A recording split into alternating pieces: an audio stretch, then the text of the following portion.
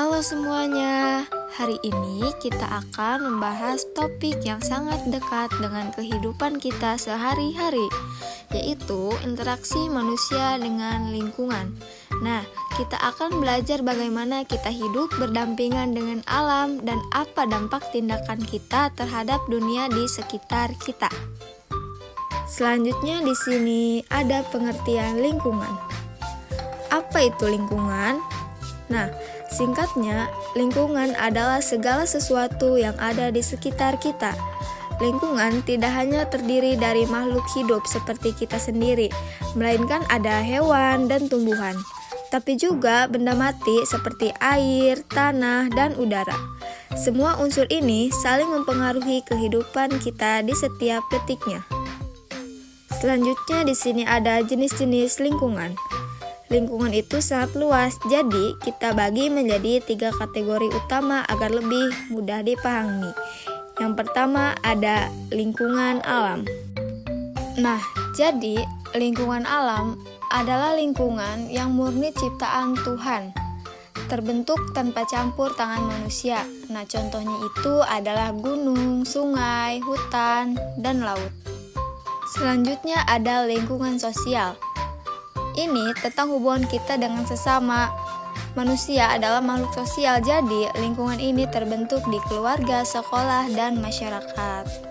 Lanjut, lingkungan buatan. Nah, lingkungan ini sengaja dibuat oleh manusia. Kenapa?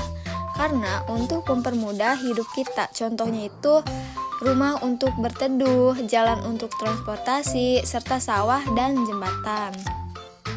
Nah, lanjut, di sini ada hubungan manusia dan lingkungan. Nah, manusia dan lingkungan memiliki hubungan timbal balik. Kita butuh lingkungan untuk tempat tinggal, mencari makan, dan beraktivitas. Namun, kita harus ingat, lingkungan juga sangat dipengaruhi oleh apa yang kita lakukan. Jika kita merawatnya, ia akan memberi manfaat, dan sebaliknya, jika kita merusaknya, ia juga bisa menjadi ancaman. Lanjut ke pemanfaatan lingkungan. Nah, bagaimana cara kita memanfaatkan lingkungan? Secara ekonomi, manusia menggunakan lahan untuk bertani dan berternak. Kita juga menggunakan ruang untuk berdagang dan membangun tempat tinggal. Intinya, lingkungan adalah sumber daya utama bagi kelangsungan hidup manusia. Nah, lanjut, di sini ada dampak positif interaksi manusia. Jika interaksi dilakukan dengan bijak, dampaknya sangat bagus. Lingkungan bisa menjadi lebih tertata, semua kebutuhan hidup kita terpenuhi, dan perekonomian meningkat karena sumber daya alam dikelola dengan baik. Nah, lanjut, di sini ada dampak negatif dan contoh pencemaran.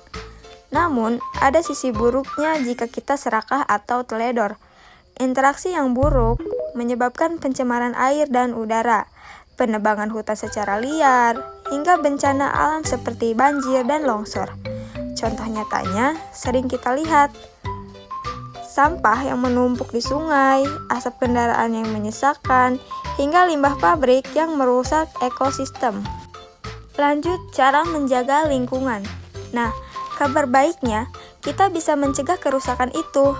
Mulailah dari hal-hal yang terkecil, misalnya buang sampah pada tempatnya, gemar menanam pohon, serta hemat penggunaan air dan listrik.